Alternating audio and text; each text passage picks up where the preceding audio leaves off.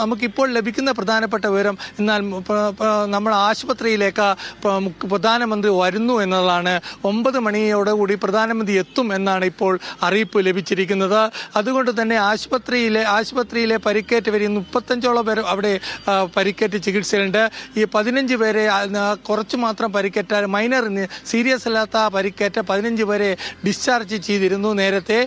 ഏതായാലും ഇപ്പോൾ ഗുരുതരമായി പരിക്കേറ്റവർ മാത്രമാണ് ആശുപത്രിയിൽ ചികിത്സയിലുള്ളത്.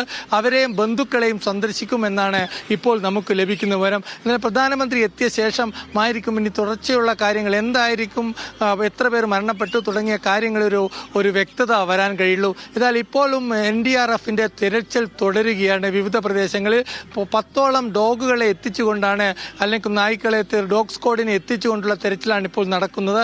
ഇതിൽ രണ്ട് കാര്യങ്ങളാണ് ഇപ്പോൾ നടക്കുന്നത്. രണ്ടാമത്തെ ബ്ലാക്ക് ബോക്സിന് വേണ്ടിയുള്ള ഒരു തിരച്ചിലും കൂടിയുണ്ട്. അത് സിവിൽ ഏവിയേഷൻ ഉദ്യോഗസ്ഥരും അതേപോലെ തന്നെ CRPFസും അതേപോലത്തുള്ള പാരാമിലിറ്ററി ഫോഴ്സുകളാണ് അത് സംബന്ധിച്ച സുരക്ഷാ സേനയാണ് സംബന്ധിച്ച തിരച്ചിൽ നടത്തുന്നത്. പിന്നെ വളരെ പ്രധാനപ്പെട്ട കാര്യം എന്ന് വെച്ചാൽ ഇന്ന് ഇപ്പോൾ ബ്രിട്ടീഷ് ഹൈക്കമ്മീഷണർ സംഘം എത്തിയിരുന്നു. എയർ ഇന്ത്യയുടെ CEO നേരത്തെ എത്തിയിരുന്നു. ബ്രിട്ടീഷ് ഹൈക്കമ്മീഷണർ സംഘം എത്തിയിരുന്നു. സ്വാഭാവികമായിട്ടും ഈ സംഭവസ്ഥലം സന്ദർശിക്കാൻ വിവിധ ഏജൻസികൾ എത്തുന്നു. അത് തന്നെ എന്താണ് സംഭവിച്ചത് എന്ന് നേരിട്ടുള്ള ഗ്രൗണ്ട് സീറോ റിപ്പോർട്ട് എടുക്കാൻ കൂടിയാണ് ഈ സംഘങ്ങൾ എത്തിയിരിക്കുന്നത്. എയർ ഇന്ത്യയുടെ CEO തന്നെ പാരീസിൽ നിന്ന് നേരെ പാരീസ് നടക്കുന്ന എയർ ഷോയിൽ വെട്ടിക്കുറഞ്ഞുകൊണ്ട് നേരെ തന്നെ ഇവിടെ എത്തി, അഹമ്മദാബാദിലെത്തി. അതേപോലെ തന്നെ ബോയിങ്ങിന്റെ CEOയും അല്പസമയത്തിനടക്കം ഉച്ചയ്ക്ക് ശേഷം ഈ അഹമ്മദാബാദിൽ ഇറങ്ങുമെന്നൊരു വാർത്തയും ഇപ്പോൾ ലഭിക്കുന്നു. ഏതായാലും പഴുതടച്ചുള്ള ഒരു അന്വേഷണമാണ് ഇപ്പോൾ ഗുജറാത്ത് പോലീസും കേന്ദ്ര സർക്കാരും നടത്തുന്നത്. വിവരങ്ങൾ ഒന്നുപോലും പുറത്തേക്ക് വരുന്നില്ല. ആ പേരുവിവരങ്ങൾ പുറത്തേക്ക് വരിച്ചില്ല. ഇതുവരെ മരിച്ചവരുടെ പട്ടിക പുറത്തേക്ക് വിട്ടിട്ടില്ല. അപ്പോൾ സ്വാഭാവികമായിട്ടും DNA ടെസ്റ്റ് നടത്തിയ ശേഷം മാത്രമേ ഇത്തരം ഒരു കാര്യത്തിൽ പട്ടിക പ്രസിദ്ധീകരിക്കുള്ളൂ എന്ന നിലപാടിൽ ഉറച്ചു നിൽക്കുകയാണ്. തന്നെ അപ്ഡേറ്റ് ചെയ്തനുസരിച്ച് ബ്രിട്ടീഷ് ഹൈക്കമ്മീഷനിലെ സംഘം സംഭവ സ്ഥലത്തുണ്ട്. അപ്പോൾ അവരവിടെ എന്താണ് ഇപ്പോൾ ചെയ്യുന്നത്? അവരവിടെ എത്തി ഈ നമ്മുടെ ഈ സുരക്ഷാ സേനയുമായിട്ടൊക്കെ അവിടെ സംവാദത്തിൽ ഏർപ്പെട്ടിരിക്കുകയാണോ? എന്താണ് അവിടെ നടക്കുന്നതെന്നുള്ള കാര്യം വേണം. ഒപ്പം തന്നെ കൂടുതൽ പേർ അവിടേക്ക് എത്തുന്നുണ്ട്. ഈ വിജയ് രൂപാണിയുടെ ഭാര്യ അഹമ്മദാബാദിൽ എത്തി എന്നുള്ള വിവരങ്ങൾ വരുന്നു. ഒപ്പം ഈ കേന്ദ്ര വ്യോമയാന മന്ത്രി റാം മോഹൻ നായിഡു, ഗുജറാത്ത് മുഖ്യമന്ത്രി ഭൂപേന്ദ്ര പട്ടേലും അഹമ്മദാബാദ് വിമാനത്താവളത്തിൽ എത്തി എന്ന് പറയുന്നു. അപ്പം ഇവരൊക്കെ ആ ഭൂമി, നമ്മളിപ്പോൾ നിൽക്കുന്ന ആ സ്ഥലം, ആ ദുരന്ത ഭൂമി സന്ദർശിക്കാനുള്ള സാധ്യത ഉണ്ട്. അപ്പോൾ അവിടെ ഇപ്പോൾ ഈ മറ്റ് ബ്രിട്ടീഷ് ഹൈക്കമ്മീഷനിലെ ആൾക്കാരൊക്കെ വന്നിട്ട് അവിടെ എന്താണ് ഇപ്പോൾ നടക്കുന്നത്? ബ്രിട്ടീഷ് പോലീസ് കമ്മീഷണറും അതുപോലെ തന്നെ ഡെപ്യൂട്ടി കമ്മീഷണറുമായിട്ട് വിവരങ്ങൾ ശേഖരിക്കുകയാണ്. പിന്നെ സംഭവം എന്താണ് നടന്നത് എന്നതിനെപ്പറ്റി അദ്ദേഹത്തിൻ്റെ കൂടെ 3 പേരാണുള്ളത്. അവിടുത്തെ മിലിറ്ററി അറ്റാഷയുണ്ട്. അതായത് അവിടുത്തെ മിലിറ്ററി അറ്റാഷ എന്ന് പറഞ്ഞാൽ അവിടുത്തെ സുരക്ഷാ ഉദ്യോഗസ്ഥരാണ്. സ്വാഭാവികമായിട്ടും ബ്രിട്ടീഷ് പൗരന്മാരാണ് ഇതിൽ കൊല്ലപ്പെട്ടതിൽ ഭൂരിപക്ഷം.